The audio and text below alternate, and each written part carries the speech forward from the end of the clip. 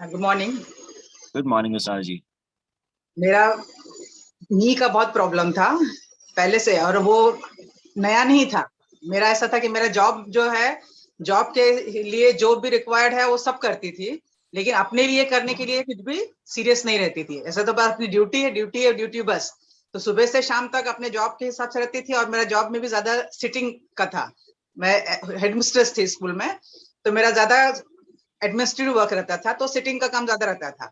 अब मुझे कब वो चीज डेवलप हुई, कैसे मेरा पैर का प्रॉब्लम शुरू हुआ, मुझे कुछ समझा नहीं है। धीरे धीरे ग्रेजुअली बढ़ता गया, बढ़ता गया, बढ़ता गया। उसके बाद में और मैं उसको सीरियसली ली भी नहीं, और ये होगा, ज्यादा काम कर लिए, कुछ हो गया इसलिए से हो रहा है। लेकिन उसके बाद जब रिटायरमेंट के बाद में जब थोड़ा सा एक्टिविटी कम हुई है, उसके बाद में लॉकडाउन आया। लॉकडाउन जो है वो बिल्कुल बोलते हैं ना, वो ताबूत की कील के आखिर जो था, वो सबसे आखिर का जो एक था झटका, वो लॉकडाउन में मिला कि घर में रह के एक्टिविटी सब पूरी नील हो गई। उसके बाद जो है धीरे धीरे धीरे वेट भी बढ़ा, और पैर का तकलीफ जो है इतना ज्यादा हो गया कि घर में भी चलना मेरे लिए मुश्किल हो गया। हेलो। हाँ जी, बताइए। घर में भी मुझे, घर में भी बैठ के रहती थी, लेट के रहती थी। ये जो जगह जिस जगह पे मैं बैठी भी हूँ, ये मेरी दिन भर की जगह थी। दिन भर यहीं बाप रे। पे पिलो रहता था। नाश्ता किया, लेट गई। उसके बाद में लेटे लेटे फिर लंच का टाइम हुआ, बहू ने आवाज दी कि बड़ी अम्मी खाना खा लीजिए। उठ के हाथ धो के आई, खाना खाई। खाना खाने के बाद फिर वहीं लेट गई। मतलब मुझे अरे बाप रे। बैठने के लिए भी मुझे मुश्किल होता था। ऐसा था, इतना लेथार्जी और इतना पूरे बॉडी में ऐसा पेन, और ऐसा लगता था थकान थकान हमेशा आता था कि सब थका हुआ रहता था। बाप रे। वो चीज तो चली गई, चली गई। लेकिन उसके बाद जब लॉकडाउन के बाद में जब मैं थोड़ा निकली हूँ बाहर, पीछे मेरे बिल्डिंग के पीछे ही बैंक है, मतलब नेक्स्ट बिल्डिंग में ही बैंक है। वो बैंक के लिए मैं गई हूँ काम के लिए, तो उसमें एक ग्रिल का डोर था, उसको मुझे क्रॉस करना था। उसको हाँ। मैं लेफ्ट पैर मैंने ऐसे उठाया, क्रॉस करना दैट मींस ग्रिल का 1 इंच का खाली, एक नीचे जो उसका रहता है स्लाइडिंग का जो रहता है 1 इंच का खाली, उसको ऐसे लेफ्ट पैर उठा के ऐसे जो रखने के लिए गई हूँ, और जैसे ही पैर ऐसे रखा है, और उसके बाद जो करंट का जैसा लगा है झटका, वो तो अच्छा हुआ ग्रिल का डोर हाथ में था ये, तो इसकी वजह से मैंने पूरा वजन मेरे इस हाथ पे और एक पैर पे लेके, और वैसे ही मैं, मेरी चीख तो निकली। सब होटल वाले, और बाजू में होटल है, होटल वाले सब ऐसे देखने लगे मुझे। उसके बाद में वैसी पैर लटका के मैं खड़ी रही। जब मैं पैर नीचे टच करने जा रही हूँ, करंट जैसा पूरा बर्दाश्त नहीं हो रहा है। अब मैं वाह बोली वाह। क्या करूं, अब मैं घर से भी निकल चुकी हूँ, वापस भी जाना है, तो मुझे रिटर्न आने के लिए चलना ही पड़ेगा। लेकिन अब मैं पैर रख ही नहीं पा रही। फिर धीरे धीरे थोड़ा देर करते करते फिर टो को टच कर करके धीरे धीरे बर्दाश्त, सोच सोच के उसके बाद में जाके थोड़ा बैलेंस हुआ। तो मैं बोली चलो अभी निकली हूँ, बैंक तो जाके आती हूँ। जाके बैंक वापस रिटर्न आई हूँ। फिर जो क्रॉस करने का हुआ है, अगेन फिर उसी जगह पे मुझे, और इतना वो अनबेरेबल पेन के एकदम करंट जैसा लगता है, और एकदम मतलब चीख बर्दाश्त होती नहीं, चीख निकल ही जाना है ऐसा। फिर वहां पर खड़ी हुई मैं, खड़े खड़े खड़े खड़े कितनी देर तक खड़े खड़े। उसके बाद में एक पैर पे, अभी वजन भी ज्यादा था मेरा, उस वक्त 84 वेट था। अब उतना वजन एक पैर पे लेना और हाथ के सहारे से, वो भी बर्दाश्त करना मुश्किल था। लेकिन फिर भी वो जैसे तैसे करके घर में आई हूँ। और उसके बाद में घर में आने के बाद में ऐसा हुआ है कि अभी पहले पता नहीं चल रहा था, लेकिन ये जो 2 अटैक आ गया है, उसके बाद घर में कुछ भी जरा सा पैर वो लेफ्ट उठाती हूँ मैं, बाथरूम का चौखट क्रॉस करना है, उठाई वहीं पे अटक गया। और अटक गया तो ऐसा कि मतलब कुछ अगर मिला नहीं तो गिर जाएंगे। तो वो अरे बाप ऐसा रे। करते, हाँ ऐसा हुआ जब, तो फिर मैं एकदम से शॉक हुआ। बोलिए अभी ये इस तरह से क्या, इतना वजन है, अभी कितनी दिन जीना है पता नहीं, और इस तरह से हैंडीकैप हो जाएंगे, दूसरे के ऊपर डिपेंडेंट हो जाएंगे, कैसे चलेगा। फिर बाद में मैं ज्यादा डॉक्टर के पास जाना अवॉइड करती थी। फिर मेरी सिस्टर ने बोला कि आप जाके कम से कम ऑर्थोपेडिक को दिखाइए, कि आपका प्रॉब्लम क्या है, वो कम से कम मालूम पड़ जाएगा। आपको दवा नहीं लेना है मत लीजिए, लेकिन कम से कम प्रॉब्लम मालूम हुआ तो उसके राइट। अकॉर्डिंगली आप कुछ तो कर सकती हैं। तो फिर उसके बाद राइट। में ऑर्थोपेडिक के पास गई मैं, अगस्त, ये पिछले अगस्त की बात है। अगस्त में फिर मैं गई ऑर्थोपेडिक के, 12 अगस्त को गई थी, उसके पास गई हूँ। तो उसने सब देखा, बोला पहले तो बहुत ज्यादा स्वेलिंग था नी में, तो बोला अभी फिलहाल तो कुछ नहीं कर सकते हैं, इन्फ्लेमेशन कम होने के बाद में आपको फिजियोथेरेपी का देखेंगे, और आप एक्सरे निकालिए तो समझ में आएगा कंडीशन क्या है आपका। एक्सरे निकाल के नेक्स्ट टाइम जो 15 डेज के बाद बुलाया था, तो मेडिसिन वगैरह दे दिया था, तो उससे स्वेलिंग कम हुआ, दर्द भी थोड़ा कम हुआ। तो फिर वो देखने के बाद, और वो करंट वाला जो था वो तो था ही, वो घर में मतलब मुझे पैर उठा नहीं सकती मैं, पैर उठा के, पैर ऐसे जमीन पर रख के दबा के ड्रैग करके वो पैर लेफ्ट लेती थी मैं, बिल्कुल उठाती नहीं थी डर के मारे। तो उसके बाद में फिर वो देखा, तो देखने के बाद बोला कि नी का आपका कार्टिलेज बिल्कुल खत्म हो गया, घिस गया है पूरा, और वो रगड़ पैदा हो रहा है, और बीच में आपको प्रेशर आ रहा है। तो इसकी वजह से ये हो रहा है, और इसका कोई इलाज नहीं है, सिर्फ आपको वजन कम करना है, और आपके जो नी मसल्स हैं उसको आपको स्ट्रॉन्ग करना है। तो अब वजन कम करना है, तो अब वजन कम करने के लिए एक्सरसाइज है, जो कुछ भी है, जब मेरे से कुछ हो ही नहीं रहा है तो वजन कैसे कम करूंगी मैं? तो वो मुझे एकदम टेंशन आ गया कि अब मैं क्या करूं। उसके बाद भी फिर भी वो मेडिसिन था, पेन किलर भी था, उसमें एंटी इन्फ्लेमेटरी भी था, तो पेन थोड़ा रिलैक्स हुआ। उसके बाद मैं थोड़ा बहुत घर में चल, उस वक्त निशा जो है, वो निशा ठक्कर जो है, जय ठक्कर की जो सिस्टर, वो हम लोग योगा में 2-3 साल साथ में थे, तो उसकी मेरी पहचान थी, तो कभी कभी पूछती रहती थी कैसे आंटी क्या है। तो उसके बाद में वो बीच में ही मुझे हर्बल लाइफ का बोली उसने, लेकिन मुझे वो फेथ नहीं था, तो मैं बोली कि नहीं मुझे वो सब नहीं पसंद, इतना महंगा है और फिर बगैर जरूरत का क्यों लेने का है, जो घर पर खाने पीने का चीज है उसमें हम डाइट पे ख्याल करेंगे, उससे ही कर लेंगे कंट्रोल। लेकिन फिर जब उसको जब ये मालूम पड़ा कि इस तरह से मेरा हो गया है, तब बोले आंटी आप मेरा एक दफा मानो और कैसे भी आप थोड़ा शुरू करो और धीरे धीरे एक्सरसाइज करो, आपका धीरे धीरे आपका हो जाएगा। मैं बोली मुझे हिलने डुलने नहीं हो रहा है, मैं एक्सरसाइज कैसे करूंगी? फिर बोलने लगी नहीं आंटी, कुछ जो होता है वैसा आपको थोड़ा थोड़ा आप चेयर एक्सरसाइज करो। फिर चेयर का एक्सरसाइज उसने मुझे वीडियो भेजी, बोली इसमें आपको जितना होता है, जितना देर होता है उतना करिए, लेकिन कुछ ना कुछ आप अपना मूवमेंट करिए। और डॉक्टर ने भी 4 एक्सरसाइज बताया था मुझे, तो उसके हिसाब से चलो। लेकिन मुझे बिल्कुल चेयर का भी एक्सरसाइज नहीं होता था, मेरे हाथ में भी स्ट्रेंथ नहीं था, पूरी बॉडी में ही जैसे ताकत नहीं, खाली वजन था, ताकत कुछ भी नहीं थी। तो उसके बाद में फिर पहले मैं शेक लेती थी, लेकिन वो रेगुलर नहीं। मैं गांव गई थी अक्टूबर में, उस वक्त मैंने शेक लिया था, फिर वो कभी एक टाइम ली, कभी नहीं ली, उस दिन से पड़ा हुआ था। फिर जब जब इसने बोला है बोला आंटी 2 टाइम शेक लो, मैं बोली मुझे डॉक्टर ने वजन कम करने बोला है, शक्कर छोड़ने बोला है, ऑयल छोड़ने बोला है, अभी तुम्हारे शेक में भी तुम मीठा रहता है, वो 2 टाइम लूंगी तो उसकी उतनी कैलोरीज और जाएगी, वो मैं कहाँ से बंद करूंगी? ऐसा करके उसको बोले, तो बोलते नहीं आंटी उसका कैलोरीज नहीं है, उसमें न्यूट्रिशन इतना है कि आपकी बॉडी की रिक्वायर्ड न्यूट्रिशन आपको मिलेगा, उससे एनर्जी आएगी, ताकत आएगी, फिर आपको कुछ करने के लिए थोड़ा आसानी होगी। ऐसा करके मैं जल्दी समझने वाली नहीं है, क्योंकि मेरा दिमाग बहुत वो है, शैतानी दिमाग है, जब तक कन्विंस नहीं होगी तब तक मानने वाली नहीं मैं। तो फिर भी मैं बोली, अभी इतना था कि सब करके थकी हुई थी, मैं बोली चलो ट्राई करते हैं, देखते हैं, भरोसा तो नहीं था। मैं बोली ये खाली अपना सामान बेचने के लिए मुझे उल्लू बना रही है, लेकिन फिर भी चलो जो भी है करके देख लेते हैं। इसके बाद मैंने शेक का रेगुलर शुरू किया, शेक, सेल्यूलोज और मल्टीविटामिन, ये शुरू। और उस टाइम पे मेरी डॉक्टर की ऑर्थोपेडिक मेडिसिन चल रही थी, इसलिए उसने, निशा ने मुझे बोला कि आंटी अभी आपका वो मेडिसिन चल रहा है, इसलिए मैं आपको जॉइंट सपोर्ट का नहीं रिकमेंड करूंगी, आपका वो मेडिसिन जिस दिन खत्म होता है उसके बाद आप जॉइंट सपोर्ट लेना शुरू करिए। तो मेरा मेडिसिन जो है वो 31 दिसंबर तक डॉक्टर ने रखा, उसके बाद डॉक्टर ने बोल दिया अभी आपका कुछ काम नहीं है मेरे पास आने का, आपका जो भी है आपके हाथ में है, आपको ही करना है। बोली लेकिन डॉक्टर इतनी तकलीफ है, फिर मैं अभी कैसे करूं? तो बोलते कि नहीं अब इसका कोई इलाज नहीं, जितना था उतना हो चुका, अब आपको वजन और एक्सरसाइज ये 2 के ऊपर आप करो, और उसके हिसाब से आपको जो भी है आगे का वो उसी से होना है, दवा नहीं है। तो फिर वो, अब मैं वो डॉक्टर ने भी, डॉक्टर का थोड़ा सा ऐसा जरा उम्मीद रहती थी कि कुछ हुआ तो डॉक्टर को बताएंगे तो फिर उससे ठीक होगा। अब डॉक्टर ने भी सरेंडर कर दिया। मैं बोली अब तो फिर कुछ है ही नहीं, बचा ही नहीं है, तो अब निशा के पास मतलब उसका मानने के अलावा मेरे पास कोई चारा भी नहीं था। फिर उसके बाद में मैं 1 जनवरी से जॉइंट सपोर्ट स्टार्ट करी। उसके बाद में मैं, उसके पहले ही मेरा नवंबर से ही मेरा धीरे धीरे जो चेयर एक्सरसाइज कर रही थी, फिर थोड़ा खड़े होके होने लगा। उसके बाद खड़े होने के बाद में फिर मैंने ये आपका जो फिटनेस का जो सुबह का वर्कआउट जो सेशन है वो मैंने ज्वाइन की। जो होता है वो, निशा ने वही कहा आंटी आप मॉडिफिकेशन जो है वो करिए, और जो नहीं होता है उसके ऊपर आप जोर मत दीजिए, आप तकलीफ मत दीजिए, जो आप कर सकते हैं वो उस टाइम पे जो वो बता रहे हैं आप नहीं कर पा रहे हैं, तो आपको जो आता है वो आप उसके साथ में करिए, लेकिन उतनी देर तक आप ज्वाइन रहिए। तो उस तरह से करते करते फिर वो कब चेयर मेरे से छूटी मुझे पता भी नहीं चला। बाद में फिर जय बोले बोले अरे आंटी भी चेयर नहीं यूज कर रहे हैं, तब मैं बोली हाँ मुझे भी नहीं पता चला कब मेरी चेयर धीरे धीरे छूट गई। और उसके बाद में जॉइंट सपोर्ट का फिर प्लस न्यूट्रिशन लेने के बाद में जो बॉडी में एनर्जी लेवल मेरी जो हुई, तो अब मेरा ऐसा है कि पहले जो मैं घर में ही नहीं चल पाती थी, अभी मैं सुबह में, अभी फिलहाल तो मेरे पैर में थोड़ा सा एक कोई स्ट्रेन आया है, इसके लिए भी 1 हफ्ते से मैं नहीं जा रही हूँ। और बीच में हमारा रमजान था, रमजान के बाद 10 दिन का और हमारा फास्टिंग था, तो मैं समझो 1.5 महीना हो गया है मेरा अभी वॉक छूटे हुए। लेकिन मेरा सुबह का 3 किलोमीटर वॉक, शाम में भी 2 किलोमीटर वॉक मेरा हो जा रहा था। और घर में क्या बात है, क्या बात। किचन में काम करने का ऐसा होता था कि मैं 10 मिनट तो क्या 5 मिनट भी नहीं खड़ी रहती थी, अगर मुझे एक चीज बनाना है तो वहां पे चेयर रखी रहती थी, कोई भी चीज चढ़ा दी उसके बाद थोड़ा बैठ गए, फिर उसके बाद में चढ़ाने के बाद फिर इधर आके बाहर के रूम में आके थोड़ा बैठ गए।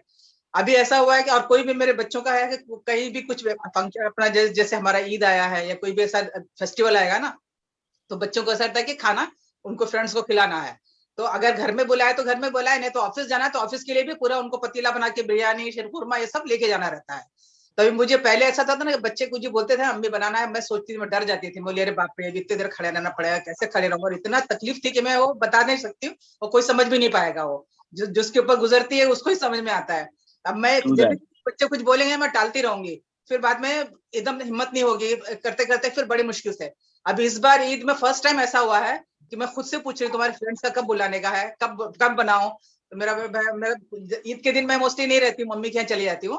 तो मैं सोची कि दोपहर में मम्मी के यहाँ जाके, और अगर फ्रेंड आने वाले तो शाम में आके मैं बना देती हूँ। तो मैं मेरे बेटे को पूछ रही हूँ, मैं बोली अभी शाम में तुम्हारे फ्रेंड्स को बुलाना है तो बुला लो। तो बोलते अम्मी फिर आपको होगा क्या? मैं बोली हाँ हो जाएगा। फिर बाद में बोलता है नहीं आज नहीं बुलाता हूँ, कल बुलाता हूँ। दूसरे दिन उसके फ्रेंड्स का भी था, और मैंने अपने भी जानने वालों को 2-4 लोग को बुला ली। 10-12 लोग आए, और उनके साथ में मैं सोची कि मैं अकेले थी, मेरी बहू भी नहीं है अभी, वो गई हुई है, मैसूर गई हुई है। तो मैं अकेले थी, मैं बोली अपने हिसाब से धीरे धीरे जैसे जैसा होगा रुक रुक के ब्रेक ले लेके अपना करूंगी मैं। तो मुझे Wow.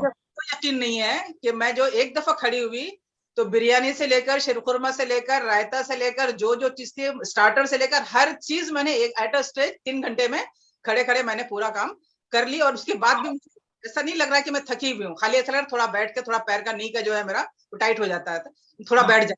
वो पूरा करके मेरे गेस्ट जो है वो 7:45 आ गए हैं, उसके पहले मेरा पूरा काम हो गया। पूरा काम होके नहा के उनके सामने मैं फ्रेश होके बैठी, और मुझे खुद को ऐसा लग रहा है कि ऐसे कैसे हो गया मेरे से इतना।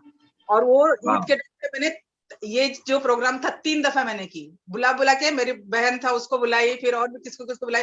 मेरी बहन बोलती है आपको तकलीफ थी ना, इसलिए हम लोग सोचे थे आपको तकलीफ होगी। मगर नहीं नहीं, अभी 2-4 लोग आएंगे ना, मुझे तकलीफ नहीं, मैं आराम से कर लेती हूँ। तो बोले इतना डिफरेंस आया है ये अगस्त से लेकर आज, अभी अगस्त आने वाला है, मतलब 8 महीने 10 महीने करीब हुआ है। और उसमें मेरा इतना फर्क आया है, जबकि मुझे 1% भी, मतलब एकदम दिल से मैं बोल रही हूँ कि मुझे 1% भी यकीन नहीं था, इस पे फेथ नहीं था कि मेरे से, क्योंकि मैं इतना ज्यादा मेरी तकलीफ थी कि मुझे ऐसा कि ये सब चीज लेने से कैसे मेरी तकलीफ कैसे दूर होगी। लेकिन वो जो चीजें थी वो एक मिराकल जो है, वो मिराकल की तरह से ही मेरे साथ में हुआ है कि मैं बिल्कुल भी, मैं ये सोची थी कि एज फैक्टर है, अब ये चीज जो होना है वो जो अब डिटेरिएशन शुरू हो गया है, तो अब ये वापस तो खराब हुआ है, वो अच्छा तो नहीं होने वाला है। अब धीरे धीरे धीरे और मोर डिटोरिएट ही होने वाला है। और ये एज का ही तकाजा है कि उम्र के साथ साथ आदमी का जो है वो होता ही है। लेकिन अब जो है अपनी समझ में आ रहा है कि ये जो आदमी उम्र का सोचता है कि है उम्र के साथ में, ये चीजें गलत हैं। अपने हाथ में होता है कि आपका हेल्दी लाइफस्टाइल है, न्यूट्रिशन है, वर्कआउट है, ये सारी चीजें अगर आप करते हैं तो आपका उम्र बढ़ने के बजाय आप उसको रोक सकते हैं, और पीछे जा सकते हैं, और बेहतर कर सकते हैं। तो ये मेरा तो Wow. एक है कि मैं जो भी इम्पॉसिबल जो सोच रही थी वो मेरे साथ में, और जैसा एक मिराकल, एक करिश्मा मेरे साथ में हुआ है। और अभी मैं कहीं पे भी, मैं दिन भर भी, अभी मैं दिन भर लेटती नहीं हूँ। कल ही मेरी बहू का फोन आया, उसकी तबीयत बहुत खराब थी, तो मैंने उसको भी बोली, मैं बोली राबिया तुम मेरी बात मानो, तुम 3 महीने के लिए मेरे बोलने पे तुम हर्बल लाइफ का करके देखो, उसके बाद में तुमको जब ठीक हो जाएगा फिर तुमको नहीं करना है मत करना। उसने भी बोली बड़े अच्छा ठीक है बड़ी अम्मी मंगा लीजिए आप 3 महीने का मेरे लिए मंगा लीजिए, जो जो आपको समझ में आता है मंगा लीजिए। तो वो बोले नहीं कि मैं अपने एक्सपीरियंस से, मुझे क्योंकि मैं किसी को भी ऐसे झूठा, किसी को भी ऐसे बोल के और कोई भी चीज नहीं हो रही है और उसको खाली बढ़ाने के लिए बढ़ा चढ़ा के बोलना वो मेरे नेचर में नहीं है। जो चीज है उससे कम करके बताऊंगी मैं। लेकिन मेरे साथ में इतना जो भी हुआ है बेहतर, तो मैंने उसको वही बोली। मैं, मेरी बहू भी बहुत, उसका भी दिमाग एमबीए है, सब है, बहुत। शैतानी. लेकिन वो उसको भी मैंने जब बोली हूँ तो फौरन उसको मालूम है कि बड़ी अम्मी जो बोलेंगी वो सही बोलेंगी। उसने फटाक से वो हाँ बोल दी, बोलते हाँ ठीक है बड़ी अम्मी, मैं करके देखती हूँ, 3 महीने के लिए मेरा मंगा लीजिए। तो ये क्या बोली, बात. ये मेरी स्टोरी है कि मैं बिल्कुल हैंडीकैप्ड थी, और हैंडीकैप्ड से अब मैं जो भी चीजें हैं अपनी जरूरत के लिए किसी पर डिपेंडेंट नहीं हूँ। मैं अपने मार्केट का भी काम कर ले रही हूँ, बाहर भी जो भी जहाँ पे भी जो जाना है वो भी अपना कर। पहले मैं बाहर 2 साल में बिल्कुल बाहर नहीं निकली, लॉकडाउन तो था ही, उसके बाद भी मैं, मेरे इतनी तकलीफ हो गई थी कि मुझे डर लगता था कि रास्ते में जाने के बाद कुछ हो गया तो मैं वापस कैसे। तो अभी मैं Correct. इसमें भी जब हर्बल लाइफ लेने के बाद जब मैं थोड़ा थोड़ा इंप्रूवमेंट शुरू हुआ, मुझे कहीं अकेले जाने के लिए नहीं होता था, मेरे साथ में कोई ना कोई रहता था। तो उस वक्त मुझे थोड़ा थोड़ा सा कॉन्फिडेंस आने लगा। तो मेरी पोती जो है वो 8 ईयर्स की है, तो मैं कहीं जाना रहता था उसको बोलती थी जाना मेरे साथ में चलो। तो वो मेरे साथ में जाती थी। अब वो कुछ कर नहीं सकती, लेकिन कम से कम कुछ हुआ तो घर पे बता तो सकती है कि हाँ दादी को कुछ Correct. हुआ। तो वो हिसाब से उसको लेके जाती थी। उसके बाद में 1 महीने के बाद में मैं एक दिन उसको लिए बगैर मैं गई, बोली हूँ। उस दिन गई हूँ मैं, जो भी मार्केटिंग का काम था सब करके आराम से मैं आ गई। फिर आने के बाद में घर में बताई कि मैं जाके आई हूँ, आज अकेले जाके आई हूँ। तो सब लोग इतना खुश हुए, बोलते हैं आज हम लोग को तो सुकून हो गया कि अभी चलो आप धीरे धीरे आपका इतना इम्प्रूवमेंट हो गया, कॉन्फिडेंस भी आ गया है।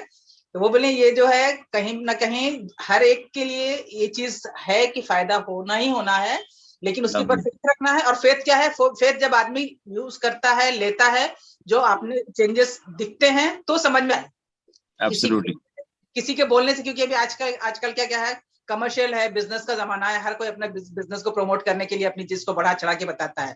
लेकिन जब Right. वो लेने के बाद में अपने तजुर्बे से आदमी को समझ में आता है कि जो बोल रहा है वो सही है, तब फिर आदमी को फेथ आता है कि नहीं ये चीज ठीक है। फिर किसी दूसरे को बोलने में भी लगता है। तो अभी वही बोले ना कि मैं अपने जो भी मेरे मेरे स्टाफ के वगैरह में भी कई लोगों का ऐसा था कि वो कुछ ना कुछ इतनी तकलीफ रहती थी, तो उनको देख के फिर मैं उनको खुद से बोली, तुम लोग को अगर नहीं होता है ना तो मैं अपने पैसे से लेके देती हूँ, लेकिन तुम लोग एक दफा लेके देखो, उसके बाद में फिर तुमको ऐसा जो फर्क लगेगा, कम से कम तुम्हारी जिंदगी बदल जाएगी। Wow. 3-4 लोगों को मैंने इस तरह से अपने स्टाफ में से भी मैं बोली।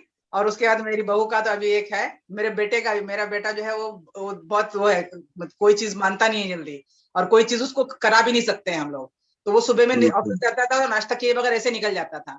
तो मुझे बार बार ऐसा कचोटता था, मेरे 1:30-2 बजे जाके लंच करता है, उस वक्त से अब तक ऐसे भूखा रहता है, स्टार्विंग रहता है।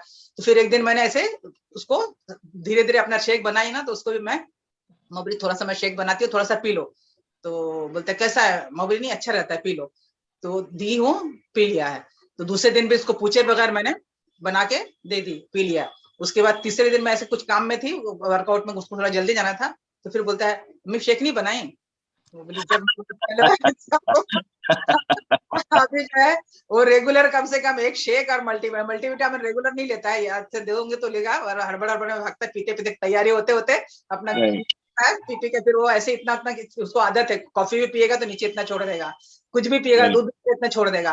तो फिर वो एक दिन मैं इसको देखी, जब वो छोड़ के चला जाता था तो मैं उसका ग्लास जो है उसमें थोड़ा सा एक घूंट पानी डाल के उसको हिला के मैं वो पी लेती थी। तो बाद में उसको 4-5 दिन के बाद उसको मैं बोली अजीम, ये जो तुम इतना फेंकते हो ना, ये 25-30 रुपए का होता है, इतना जो है ये एक चीज जो है वो वेस्ट करते हो, तो उसमें कुछ थोड़ा सा पानी डाल के, अभी देखती हूँ पानी भी डाल के वो पी लेता है। क्या बात है, क्या बात है। उसने आपसे आज बात करके, इनफैक्ट आपकी पूरी जर्नी सुन के जी। ऐसा इंस्पिरेशन फूट रहा है ना, ऐसा मोटिवेशन फूट रहा है, क्या बताऊं मैं आपको। आई मीन एक लेडी जो, जिसके टेंडेंस इतने ज्यादा वीक हो गए थे वजन की वजह से, बोन्स टच हो रही थी, नर्व्स इम्पीचमेंट हो रहा था, एंड ये खत्म हो गया था। Life ahead looked very dark. आगे जिंदगी बहुत डार्क लग रही थी जिसको, वो बहुत आज होपलेस, मैं फर्स्ट। एकदम हमेशा एकदम नेगेटिव रहती थी, किसी राइट, से बात नहीं राइट। करना, कहीं जाने के लिए बोलेंगे तो नहीं ठीक है तुम लोग चले जाओ, मैं कितना भी फोर्स करेंगे, नहीं नहीं तुम लोग चले जाओ, मैं नहीं आती हूँ, बस यही जगह मेरी है परमानेंट, यहाँ पे मैं पड़ी रहती थी। करेक्ट। सो वो एक नेगेटिव फेज से, इतने डार्क फेज से आप जब बाहर निकले हैं, इट इज इजी। मैं को बोलता हूँ इतना आसान नहीं होता उससे बाहर निकलना, है ना। उससे बाहर निकल के आज की डेट में इतने हंसमुख हैं, इतने मजा करते हैं, लाइफ को एंजॉय कर रहे हैं, इंस्पायर, इनफैक्ट खुद भी इंजॉय कर रहे हैं, साथ में लोगों को इंस्पायर भी कर रहे हैं, अपनी फैमिली की हेल्प भी कर रहे हैं आप। That is amazing. Kudos to you. You know what, आप हमारे आज के स्टार हैं, मैं बोल सकता हूँ। शाउट आउट सैटरडे के आज हमारे स्टार हैं आप।